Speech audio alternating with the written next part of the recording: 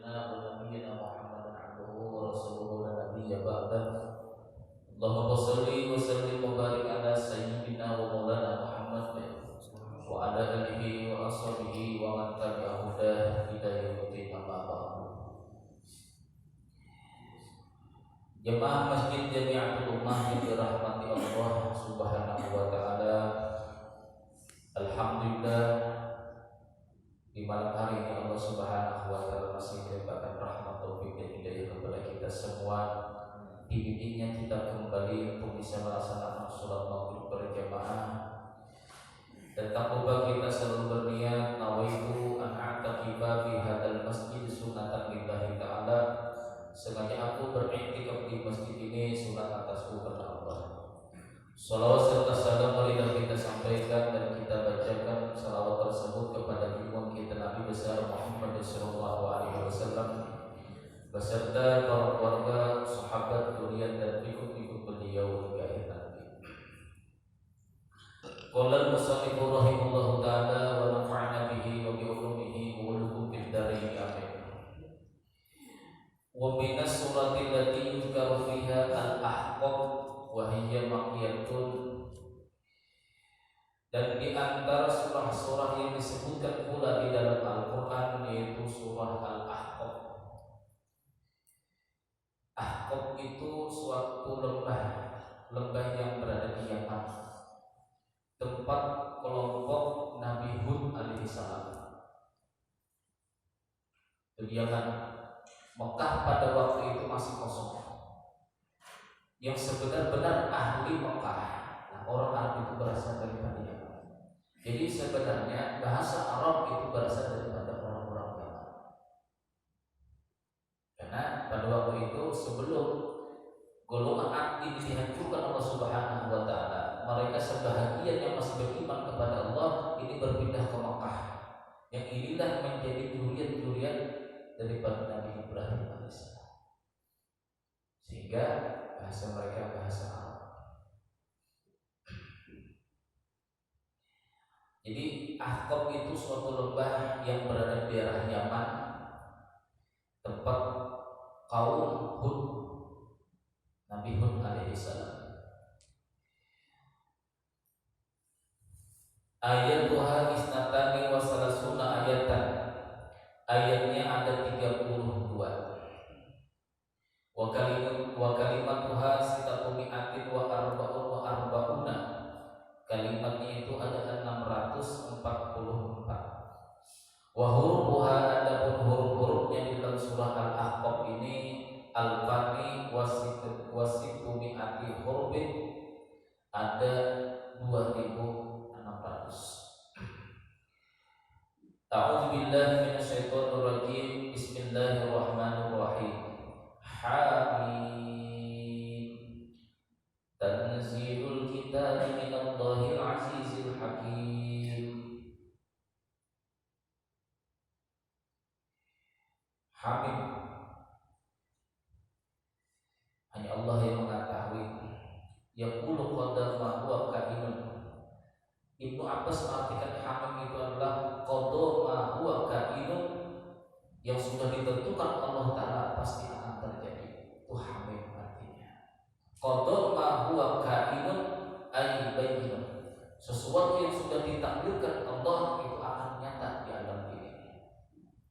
Nah, kenapa di dalam surah ini dinamakan surah Al-Ahqaf?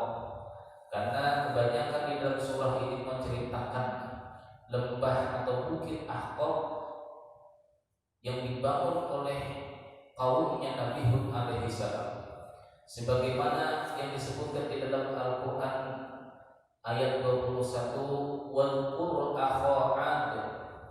Katakan wahai Muhammad, sebutkanlah atau ingatkanlah Muhammad akho'a, akan saudara-saudaranya Ad, yaitu Nabi Hud alaihissalam. Ceritakan wahai Muhammad kepada kaum kamu berita masalah kaum Ad dahulu. In andara qaumahu bil Ahqaf, pada ketika Allah Subhanahu wa taala, pada ketika Nabi Hud itu memberi peringatan kepada kaumnya bil Ahqaf, di Ahqaf. Waqad khalat an-nuduru min bayni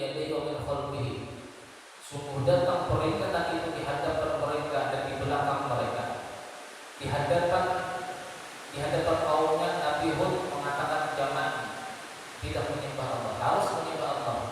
Di belakang kaumnya begitu pula. Ternyata kaum tadi atau kaum Nabi Hud tadi tidak beriman kepada Allah Subhanahu wa taala. Nah, sehingga Allah Subhanahu wa taala mengirimkan yang namanya Rihul Aqim, angin puting beliung. Jadi puting beliung itu sudah ada di zaman kaumnya Nabi Hud alaihi salam. Jadi siapapun binatang-binatang rumah-rumah pada waktu itu diterbangkan Allah Ta'ala ke langit, lalu dijatuhkan sejatuh-jatuhnya sampai ke muka bumi, mati. Coba kita bayangkan, diangkat Allah Subhanahu wa taala kaum Ad tadi ke langit, dijatuhkan ke bumi. Padahal kaum Ad inilah termasuk di antara seluruh makhluk-makhluk Allah Ta'ala yang paling besar. Menurut riwayat Ibnu Abbas, karena tubuh ahadihim arba'una dira'an, adalah tingginya kaum Hud ini atau kaum Ad ini adalah 40 hasta. Satu hasta hampir 1 meter lah, hampir 1 meter satu hasta. Kali 40, segitulah tingginya kaum Ad. Jadi kata Tuhan mengatakan seperti munafik dan Rasulullah itu berfirman bahwasanya kepalanya kaum Ad itu seperti kubah yang begitu besar. Kubah masjid yang paling besar bagaimana? Segitulah besarnya kepala kaum Ad tadi.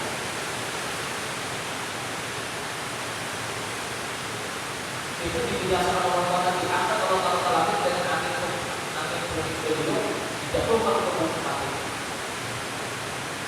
Jadi sebelum ada perintah yang seperti ini, orang-orang yang ikut dengan Nabi Hud ini berpindah ke Mekah. Nah, itulah menjadi cikal bakal penduduk asli Mekah, yaitu orang Yaman yang berbahasa Arab. Sedangkan bahasa Arab itu tidak dikenal pada waktu itu, terkecuali orang-orang Yaman yang sudah berpindah ke Mekah. Itu asal orang-orang Arab itu berasal daripada orang Yaman. Bahkan Rasulullah SAW sendiri pun sudah memuji ahli iman itu orang Yaman, ahli hikmah itu orang Yaman. Jadi pantaslah kita sebagai umat Islam ketika Rasulullah SAW ingin sekali memperolehkan anak kita ke negeri Yaman, karena di sana ahlul iman kata Rasulullah. Orang-orang Yaman itu ahli iman. Berarti di daerah Yaman sampai hari kiamat itu tidak ada pelajaran yang namanya bid'ah. Tidak ada pelajaran yang musyrik itu di daerah Yaman. Mari kita membunuh kita. Kalau kita memiliki rezeki yang luas, kita sekolahkan kita di Yaman. Karena di Yaman itu ahli iman kata Rasulullah, ahli hikmah dan ahli iman. Itu bukti Rasulullah kepada orang-orang Yaman.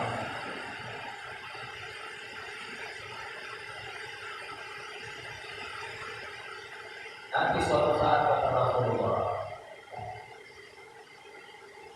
Ar-Rihul Aqim atau angin tombak ini akan mengenai umat Nabi Muhammad.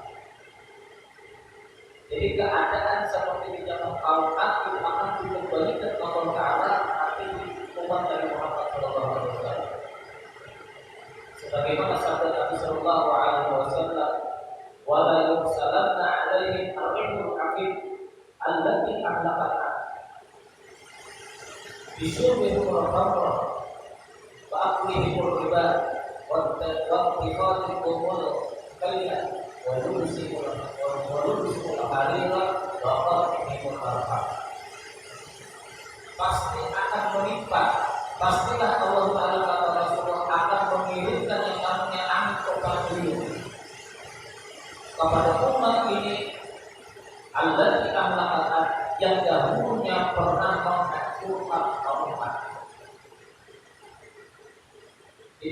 laut atau sampai umat Nabi Muhammad itu berapa ribu tahun.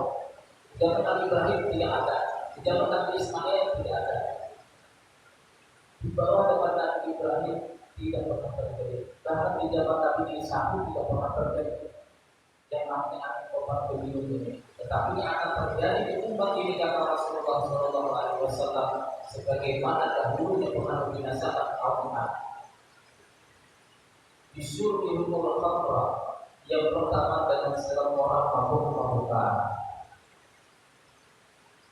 Jadi kalau ada anak obat beliau yang menghancurkan sekampungan, berarti ada yang mabuk di kampung itu, tapi tidak ada yang berani mengatur. Itu jadi Rasulullah. Bila ada anak obat beliau seperti itu, berarti di kampung itu ada pemabuk yang tidak ditegur oleh masyarakat. Wa aklihimur riba, mereka kata Rasulullah banyak memakan riba. Ini sudah dalam depan ini banyak memakan harta riba.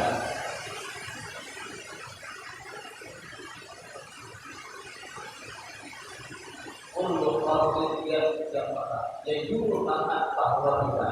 Setiap hutang yang menarik akan manfaat kata Rasulullah bahwa riba itu hukumnya riba. Jadi kalau kita berhutang, kalau hutang 20 juta atau kalau milik hanya 35 juta, supaya 35 juta, 15 juta ini kita kira kita akan jual beli dengan harga 35 juta dengan berhutang baru kemudian kita berjual. Tetapi apabila kita tidak berakar, tidak di total yang perbulannya 600 sampai 5 tahun, tidak kita total, tidak tahu harga motor tadi yang asalnya 20 juta, tidak tahu kita bayarnya lebih daripada 30 juta, berarti lebih daripada 20 juta itu hukumnya riba. Itu apabila kita tidak mengetahui total harga kredit. Jadi kalau ingin kredit total dulu, total per bulannya sekian, berapa tahun, lalu berapa tahun, misalnya 35 juta, nah kita akan 20 juta dengan 35 juta, bukan harga 20 juta, baru sah untuk syariat kita. Apanya? Itu yang kedua. Yang ketiga, kami topan beliau itu kata Rasulullah akan umat ini apabila mereka bertekad yang menjadikan mereka menjadikan biduan-biduan.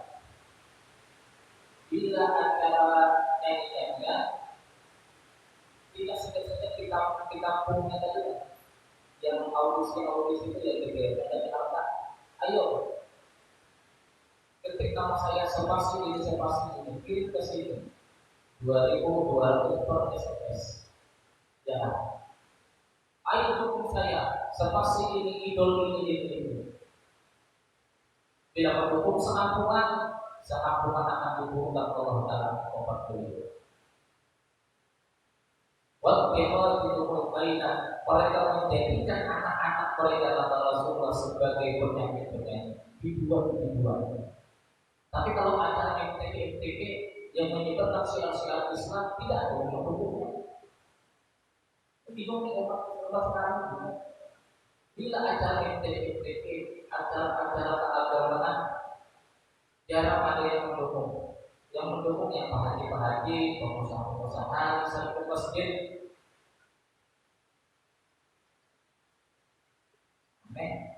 Cuma bila ada satu daripada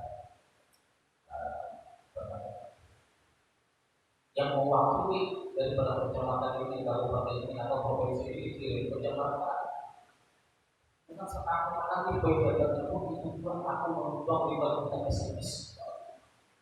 Adalah yang ada didukungnya itu ada MTQ ada. Kita acara MTQ Bersama kita Al-Quran melombakan membaca Al-Quran itu untuk mencari siapa yang terbaik bacaan lalu ini yang dijadikan guru sebenarnya itu bukan menjual Quran. Inti itu sebenarnya kita ingin mencari. Tanpa ada perlombaan kita tidak tahu di daerah mana ada yang bagus bacaannya, di daerah mana yang mana patut bacaannya itu kita tidak tahu kita. Kalau ada yang MTQ tersebut, kita tahu di daerah sini tidak ada kemajuan karena setiap tahun kita mengirim peserta-peserta. Oh patut kita kirim ke sana guru mengaji tadi. Nah itu sebab apa? Sebab itu. Coba kalau mengaji dikirim ke mana? Dikirim ke masjid yang kira-kira yang hasil idol itu ada di lah penampil satu se Indonesia. Kira-kira dikirim ke masjid ke mana? Nah amal jariah kita tadi SMS tadi. Kirim SMS 2.200 sama SMS. Penamnya jual satu. Dikirim ke masjidnya menjadi kaum. Kalau menjadi kaum yang kurang lebih lah, ada juga manfaatnya. Disewa orang riba, disewa orang di mana-mana. Lalu gara-gara kita dari pendukung, dia pernah dibawanya ke acara yang tidak pantas menurut umat Islam. Kita kan coret lupa kita. Itu kasihan. Ini sudah sabda Nabi Sallallahu Alaihi Wasallam. Wa ittikhadul kainan, mereka yang menjadikan anak-anak mereka sebagai penyanyi atau biduan. Jangan dipukul lagi sudah berusaha.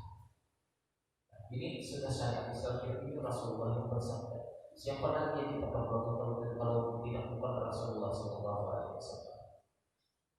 Bila sudah peringatan seperti ini di majelis tadi tetap juga pasti pada mitopan beliau hancur, baru menangis, baru bertobat.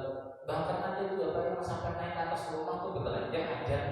Tidak ada sejarahnya orang itu ada amin teman beliau itu aja betelanjang. Kalau aja yang menutup aurat itu masih ada ulama yang bolehkan ini betelanjang supaya hantunya takut ya.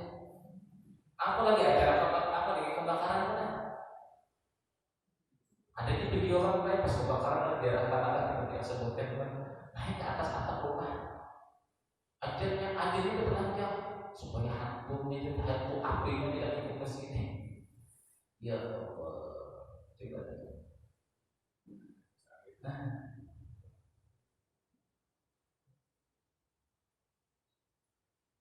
orang kalau tidak ingin rumah kebakaran itu dalam kitab Khazinatul Asrar, lupa saya namanya. Ada sabda Nabi Sallallahu Alaihi Wasallam, "Alimu awladakum asma'al kahfi." Lajari kata Rasulullah, berarti sunnah Rasulullah. Lajari alimu awladakum asma'al kahfi. Lajari anak kamu akan nama-nama ashabul kahfi yang tujuh. Siapa namanya? Kitmir, temannya lah, Masudina. Itu banyak tujuh. Apabila kata Rasulullah SAW diletakkan di rumah nama tadi, maka rumah tadi tidak akan kebakaran. Apabila diletakkan di kapal As-Safinah, maka kapal itu tidak akan tenggelam. Berarti pertanda adalah boleh kita mengambil berkah nama-nama orang soleh, bukan syirik. Kita mengambil berkah yang Allah Taala berikan kepada mereka.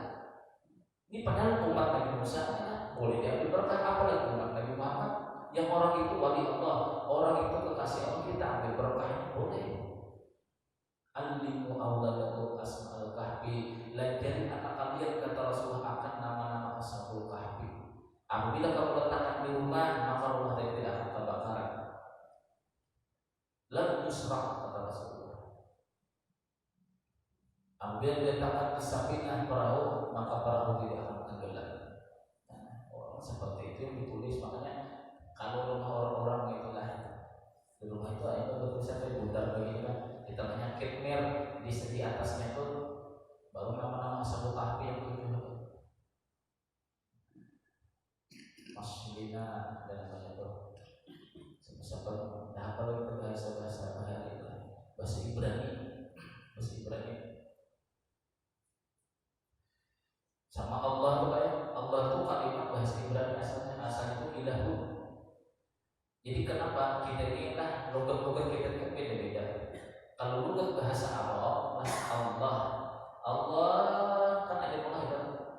La itu tidak tebal seperti Allah kalau kita gitu. Bagi orang Jawa orang Banjar Allah. Padahal kalau logat bahasa Arab itu Allah, Allah tidak terlalu tebal karena itu logat Arab. Nah, sedangkan aslinya kalimat Allah itu asalnya ilahun. Ilahun itu bahasa Ibrani, bahasa Nabi Ibrahim, membacanya itu tebal ilah. Jadi Allah itu asalnya. Jadi kenapa kita ikut bahasa Ibrani? Karena asal daripada kalimat Allah itu ilah, ilah bahasa Ibrani. Sedangkan orang Arab tidak bisa baca tebal-tebal. Roh mereka, kalau kita roh, ini masih roh tol. Kalau orang Arab tidak seperti itu. 3 sudah. Walau sihimul harir, mereka memakai pakaian supra bagi laki-laki. Waqatihimul arham, mereka memutus akan tali silaturahmi. 5 inilah penyebab kenapa angin topat beliau itu diadakan Allah Ta'ala di kampung.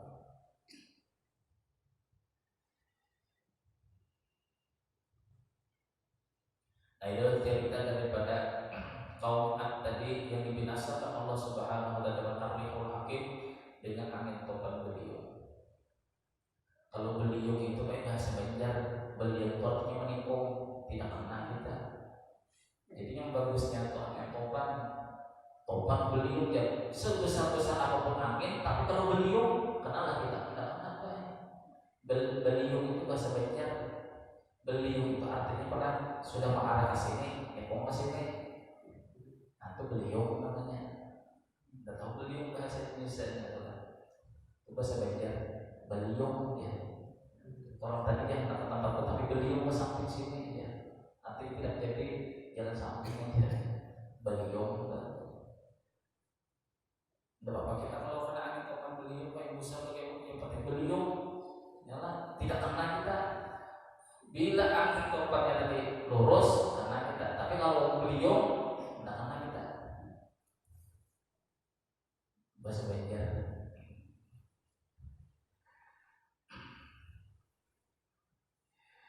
Nah, ada pun hikmah.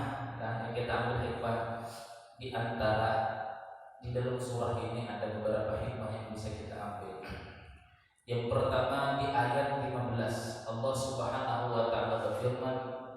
Jadi dalam surah Al-Ahqaf ayat 15 Allah Subhanahu wa Ta'ala berfirman, wa wasaynal insana biwalidayhi ihsana hamalathu ummuhu wa wada'athu kurha wa hamluhu wa fisaluhu 30 syahra hatta idza balagha ashuddahu wa balagha 40 sanah qala rabbi awzi'ni an ashkura ni'mataka allati an'amta 'alayya wa 'ala walidayya wa an a'mala shalihan tardahu asli fi dhurriyyati inni tubtu ilaika wa inni minal muslimin. Yang pertama hikmahnya Allah Ta'ala menceritakan dalam surah Al-Ahqaf ini, Allah Subhanahu wa Ta'ala mewasiatkan kepada kita, wa wasaynal insana biwalidayhi ihsana. Allah mewasiatkan kepada kita untuk berbakti kepada kedua orang tua. Ini hikmah yang pertama dalam surah Al-Ahqaf ini. Allah berwasiat kepada kita semua untuk berbakti kepada kedua orang tua kita. Jadi dahulu ada orang yang mengandung, kakek-kakek yang mengandung sama kita. Di depan ini ada anaknya, ibu-ibu. Coba katakan dari kamu itu kamu itu si kakek-kakek itu menasihati yang ibu-ibu. Coba kamu itu datangi ibu kamu. Berbakti itu kepada orang tua itu bagus. Aku dahulunya pernah ditelantarkan mulai kecil, aku tidak diharapkan beliau, aku dikasihkan sama orang lain. Jadi katakan tetap kamu tetap wajib berbakti kepada orang tua sekalipun dia itu meninggalkan kamu pada waktu kecil. Dan ternyata apa? Anaknya pun si ibu tadi itu pun banyak berbuat durhaka. Jadi bila anak kita durhaka berarti kita pernah durhaka kepada orang tua kita. Birru aba'akum tabarrukum abna'akum. berbaktilah kamu kepada orang tua kamu, niscaya kata Rasulullah anak kamu pun berbakti kepada kamu. Itu jawabannya. Obat supaya anak kita nurut sama kita, itu kita dahulu berbakti kepada orang tua kita. Paling minimal di waktu hidup kita bisa mencium kaki beliau. Hari raya Sayyidina Ali itu pernah mencium kaki daripada Abdullah bin Mas'ud. Sahabat yang lain tahu menceritakan kepada Rasulullah berarti boleh. Apalagi orang tua kita mencium kaki, bukan kita sulit tapi mencium kaki. Sayyidina Ali mencium kaki Abdullah bin Mas'ud. Ini muridnya Rasulullah yang pertama yang hafal Quran, Abdullah bin Mas'ud. Tiap hari datang ke rumah Rasulullah. Assalamualaikum, Assalamualaikum sampai 3 kali. Pulang ambil sebagai Rasulullah sibuk. Itu caranya berkamu sama orang ini, ketok panggil namanya. Itu tidak ada. Innal ladzina yunadunaka min wara'i hujurati aktsaruhum la yaqilun. Orang yang memanggil nama kamu wahai Muhammad di belakang pintu atau di belakang kamar, orang itu kebanyakan orang yang tidak berakal.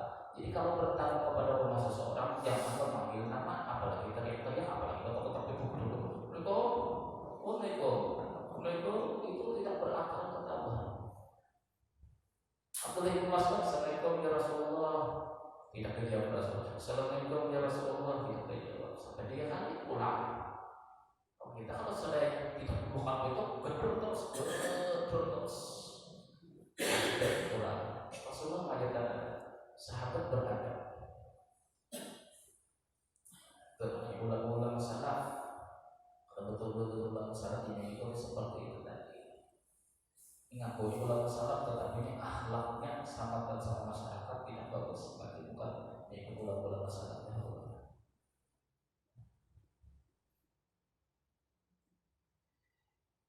Itu yang pertama. Birru abaakum tabarukum abaakum. Berbaktilah kamu kepada orang tua kamu, niscaya akan berbakti pula anak-anak kamu. Itu obatnya supaya anakku berbakti sama kita, kitanya dahulu berbakti kepada kedua orang tua. Di dalam sabda Nabi sallallahu alaihi wasallam, la tujzi waladun walidah illa ayyajidahu mamlukan fa yashtarihi fa yamtakihu. Tidak selamanya tidak bisa akan membalas seorang anak kepada ibunya terkecuali dia menemui ibunya itu menjadi budak seseorang, menjadi budak saya. Payustari, kemudian dia beli budak tadi atau ibunya tadi yang menjadi budak, payatikahu, kemudian dia merdekakan. Baru kata Rasulullah bisa terbalas jasa orang tua kita tadi. Selama masih mengasih uang tiap bulan belum dinilai sama membalas dengan orang tua kita. La tujzi waladun waladah, selamanya tidak bisa membalas nilai orang tua kepada kita, kata Rasulullah. Terkecuali ayyajidah, dia menemui ibunya tadi mamlukan, dimiliki orang, artinya menjadi budak. Payustari, kemudian dia beli bayar kita dan dia merdekakan, baru bisa terbalas.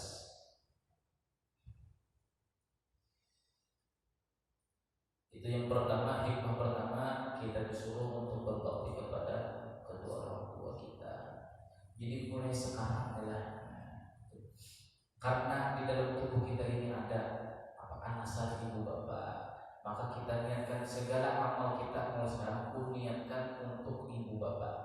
Bila ibu bapak kita adalah menerima daripada amal kita tadi, niscaya ibu bapak kita ridho sama kita. Bila ridho orang tua kita, maka ridho Allah. Yang penting niat dulu. Niatkan, jadi mulai sekarang niatkan semua amal ibadah yang kau kerjakan itu khususkan kepada ibu dan bapakku. Habis kita. Mulai sekarang kita berhadiah. Jadi bukan sholat hadiah ini, semua mulai kita boleh bangun tidur sampai kita tidur kembali sampai akhir hayat kita niatkan sudah. Aku tidak mengerjakan amal ibadah dibantu Allah Subhanahu wa taala, maka kuniatkan semuanya kuniatkan untuk ibu dan bapak. jangan berbakti kepada Allah. Yang bila kita adalah mengerjakan amal baik, orang tua kita dikubur itu melihat bersyukur, tidak sakit hati. Bila kita melakukan sesuatu yang tidak baik, maka sakit hati. Bila sakit hati, Allah Ta'ala bisa ngomong.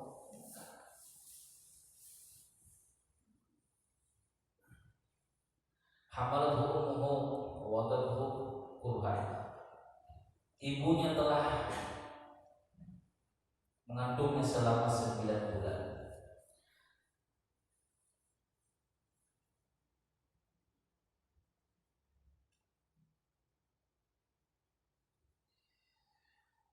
Sembilan bulan bila kita ambil hikmahnya di dalam hadis qudsi. Rasulullah SAW pernah menjelaskan bahwasanya Allah Subhanahu wa taala pernah mengatakan di dalam kitab Taurat. Jadi dalam kitab Taurat itu ada cerita Taurat. Ya ibnu Adam. Jadi kata Allah Taala, wahai manusia, ja'altu laka qararan fi batni ummika. Aku memberikan kekuatan kamu berada dalam perut ibu kamu. Secepat-cepat apapun ibu kita lari, kita tidak pernah jatuh daripada rahim kita. Wa qasyaitu wajhaka taghsha ala tabsa' min ar-rahim. Wa ja'altu wajhaka ila dhahri ummika li'alli yajika ra'ayata ta'am. Aku kata Allah Subhanahu wa taala menjadikan bayi itu membelakangi daripada ibunya. Jadi bila kita menghadap kiblat, ibu kita membelakangi kiblat, kita menghadap kiblat. Tujuannya apa? Bayi itu kita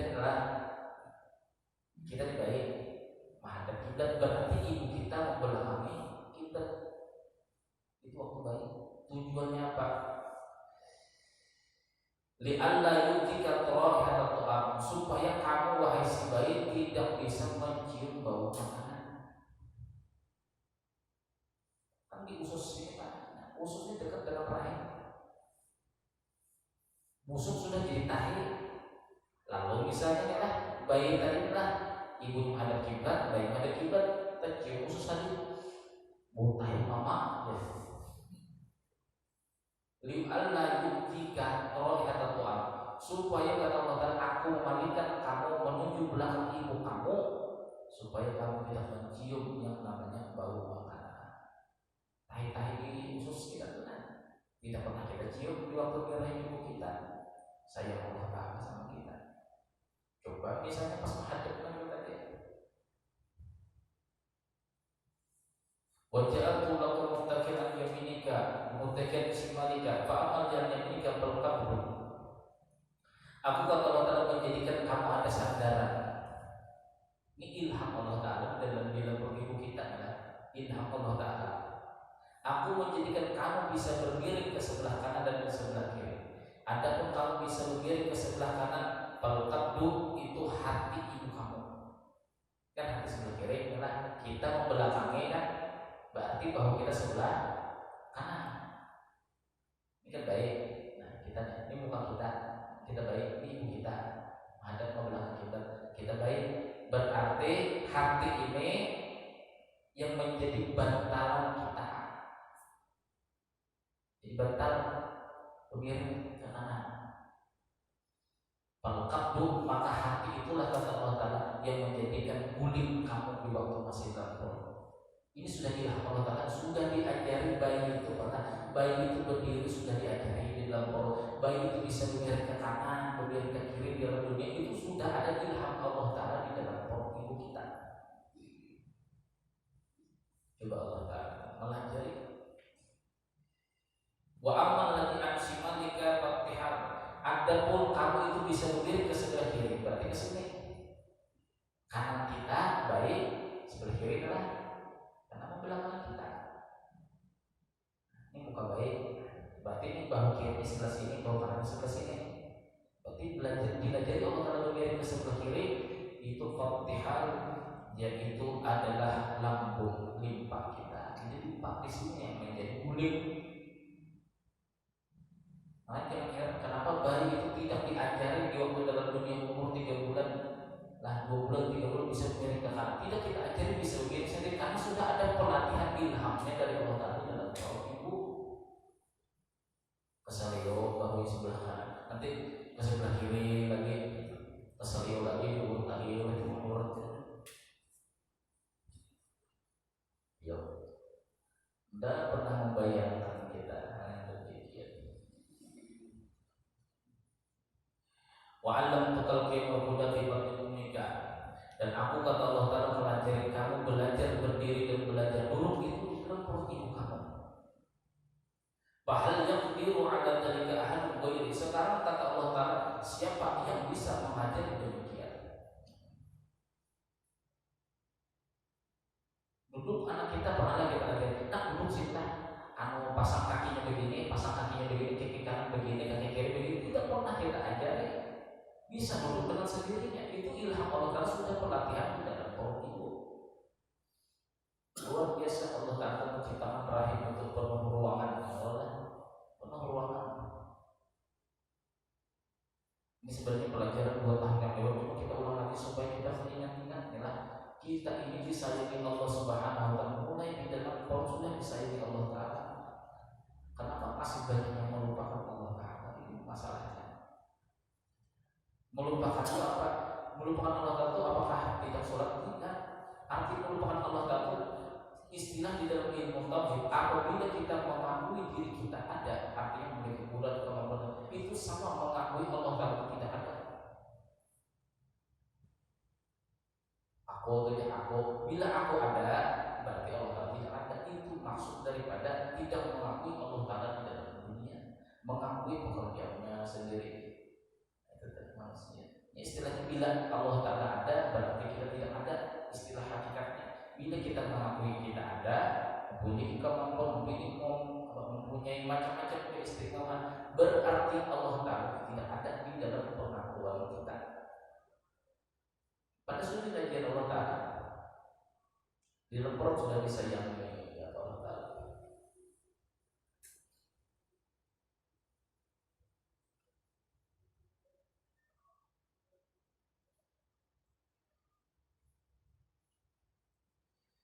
Falamma atama muddat hamdika wa hada ila baladil mawdi arhim ayyukhrujahu akhrajaka al-sasi min janahi.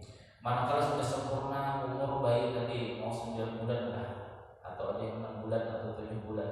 Manakala sudah sempurna kelahirannya, fa akhrajaka al-sasi min janahi. Aku kata Allah Ta'ala mengeluarkan si bayi tadi dengan bulu sayap malaikat. Kita tuh keluar dengan bulu sayap malaikat. La makasitan yang yuqtab wala yadun tertusuk wala qadam tasbiha. Di waktu kamu dilahirkan kata Allah, kamu tidak memiliki gigi. Bisa ngomong. Coba kita dilahirkan punya gigi. Waktu menangis kan, digigit apa ya kira-kira?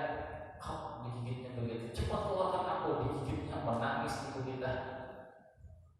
Wala yadun tertusuk. Pada waktu itu tangan kita belum bisa lagi memegang-megang, masih berpegang begini. 2 kalimat syahadat, asyhadu an la ilaha illallah wa asyhadu anna rasulullah begini masih terpon. Buka mata begini, melihat ibunya macam-macam. Wah, terlepas langsung 2 kalimat syahadat. Terbang kemana dan darat.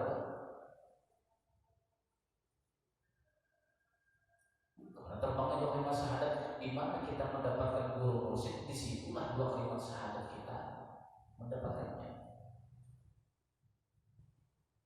Sampai dengan misalnya dapat guru mursyid di Jawa, berarti di waktu sampai dilahirkan itu tangan kalian membuka begini 2 kali masa itu terbang di Jawa. Maka di Jawa lah sampai mendapatkan guru mursyid sampai guru yang membimbing rohani. Bukan masalah zahir lagi. Kalau zahir ini kan guru yang paling bodoh bisa membimbing. Tapi kalau masalah rohani ini kalau tidak ada bimbingan Rasulullah tidak bisa. Tidak bisa membimbing seseorang. Itu ada yang namanya guru mursyid, guru yang membimbing rohani. Masalah kebatinan dijaganya gitu. Tangan ini kata Allah Ta'ala, tangan ini belum bisa menggenggam lagi 2 kelihatan tadi. Walaupun dalam tasbih tidak bisa, kaki itu lari lagi masih lembut.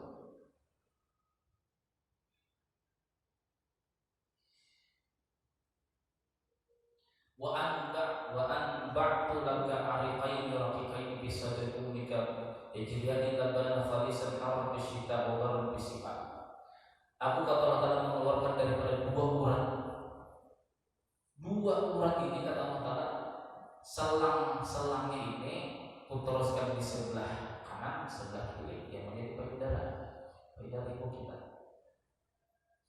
Ya jirian yang mengalir tadi selangkan itu mengalir kata Allah Ta'ala. Ya jirian yang mengalir keduanya selang yang disusu ibu kita. Labanan khalisan, susu yang murni tanpa ada racun, tanpa ada pengawet, tanpa ada macam-macam. Haram bisyita, susu ibu itu panas pada waktu musim dingin. Anehnya, coba nanti di rumah. Susu ibu itu lah bila musim panas, bila musim dingin panas rasanya, bila musim panas rasanya dingin. Kan aneh. Ada termosnya, ada kulkasnya. Tergantung cuaca. Bila cuaca dingin seperti ini, air susu ibu tuh pegang apa yang panas. Bila musim panas, air susu tadi dingin. Nah, coba Allah Ta'ala menaruhkan kulkas ada di sana, ditaruhkan termos lagi ada di sana. Luar biasa, luar biasa. Barang bisifat, dingin pada waktu musim panas. Nah, itu diantara nikmat-nikmat kita diberikan Allah Ta'ala.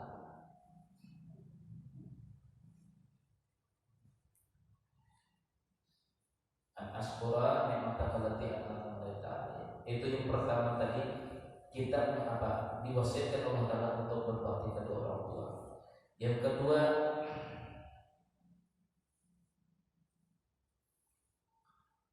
kita disuruhkan berdoa. Rabbi auzi'ni an ashkura ni'mataka allati an'amta 'alayya. Apabila sudah berumur 40 tahun, itu disuruh Allah berpikir supaya anak istrinya menjadi orang baik. Bagaimana menjadi orang baik? Diri sendiri pun belum baik. Ini masalah. Kita ini mau mendoakan anak istri baik, kita belum baik. Belum baiknya apa? Masih ada syiriknya lagi, masih ada akuan lagi. Hatta idza balagha arba'in sana, apabila sudah umur 40 tahun kata Allah Ta'ala, ini artinya 40 tahun adalah batas kamu itu. Qala rabbi auzi'ni an ashkura ni'mataka allati an'amta 'alayya. Ya Allah, berikanlah hamba supaya bisa mensyukuri nikmat-nikmat Engkau yang telah terdahulu. Wa 'ala walidayya, dan wa a'mal shalihan. Nah, jadi ada Abdullah bin Mas'ud pernah diajari Rasulullah SAW. Apabila umur sudah 40 tahun, doa ini disunahkan Rasulullah untuk dibaca pada waktu tasyahud.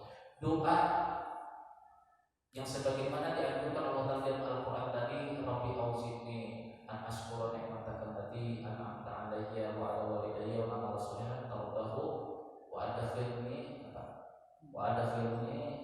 wa asli fi dzurriyyati inni tubtu ilaika wa ana minal muslimin.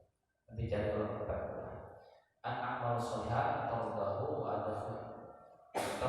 wa asli fi dzurriyyati. Jadi Rasulullah SAW pernah bersabda kepada Abdullah bin Mas'ud, baca doa tasyahud ini amalan orang yang sudah umur 40 tahun ke atas, supaya anak istri bagus di dalam rumah tangga semakin bagus. Bukan terjadi perceraian bila 40 tahun mulai cerai, bila 40 tahun bingung, rusak rumah tangga. Ini berarti kita ini dikatakan Allah tidak mensyukuri nikmat. Makanya apabila sudah umur hatta idza balagha arba'ina sana, apabila sudah umur 40 tahun, Rabbi auzi'ni, ya Allah tetapkanlah nikmat Engkau kepadaku supaya hamba mensyukurinya. Bila kita mensyukuri, insya Allah dalam rumah tangga tadi tetap.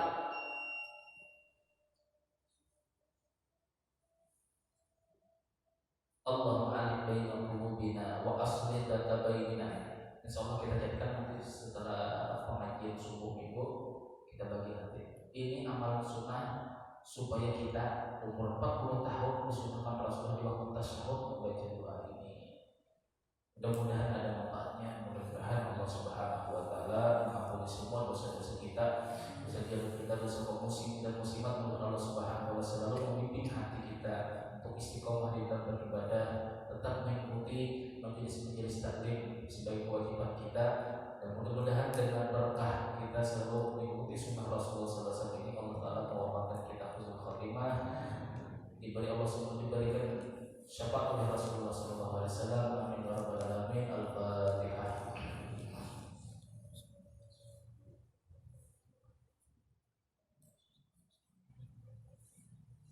Bismillahirrahmanirrahim. Alhamdulillahirabbil alamin wassalatu wassalamu ala asyrofil anbiya'i wal mursalin sayyidina Muhammadin wa ala alihi wasallam ajma'in. Allahumma ighfir lana ma akhtana wa ma ta'ammadna wa ma asrarna wa ma a'lanna wa ma anta al-muqaddim wa anta al-mu'akhir. La ilaha illa anta fid dunya hasanah fil akhirati hasanah wa sallallahu alaihi wa sallam. Subhanakallahumma wa bihamdika asyhadu an la ilaha illa anta astaghfiruka wa atubu ilaik. Assalamualaikum warahmatullahi wabarakatuh.